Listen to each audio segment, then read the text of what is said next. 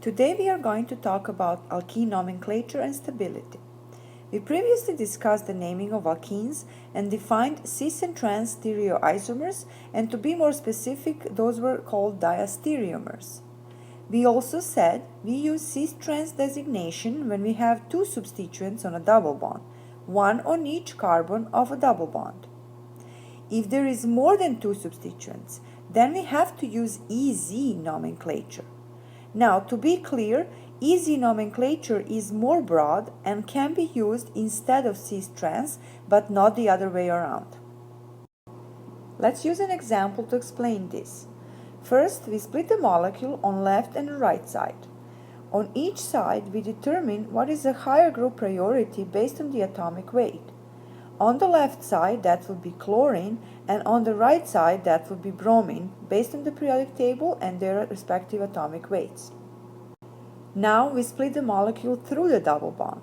If the highest priority groups are on the same side of a double bond, the molecule will be named Z, coming from the German word zusammen, meaning together. If the highest priority groups are on the opposite side of a double bond, the molecule will be called E, coming from the word entgegen, meaning opposite. Please remember, when we have 3 or 4 substituents on a double bond, we have to use EZ designation. EZ can be used in place of cis-trans, but not the other way around.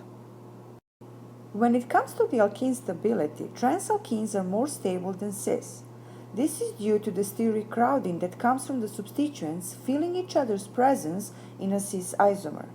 Such sterics are not observed in case of a trans isomer, as substituents are pointing in the opposite direction and away from each other. To determine the order of stability of alkenes, we use the concept of heat of hydrogenation. We would perform the same reaction, addition of hydrogen across the double bond, to produce the corresponding alkane. This reaction is done with hydrogen gas in the presence of a catalyst, and it is an exothermic reaction, meaning during the reaction heat is being released. This heat, delta H, can be measured. 3 butane isomers were used to perform the reaction of catalytic hydrogenation: 1-butene, cis-2-butene, and trans-2-butene. In all 3 cases, the same alkane was the product, and that is butane. Consequently, heat of hydrogenation was measured in each case. Because this is exothermic reaction, the product was lower in energy than the starting material. In case of 1-butene, the highest amount of energy was released, meaning that the starting material is the highest in energy. The least energy was released in case of trans-2-butene, meaning trans-2-butene is lower in energy than 1-butene and cis-2-butene. Please remember the correlation between energy and stability. If a molecule is lower in energy, it means it is of higher stability. In this case, trans-2-butene is more stable than cis-2-butene and more stable than 1-butene. The overall stability of alkenes is as follows.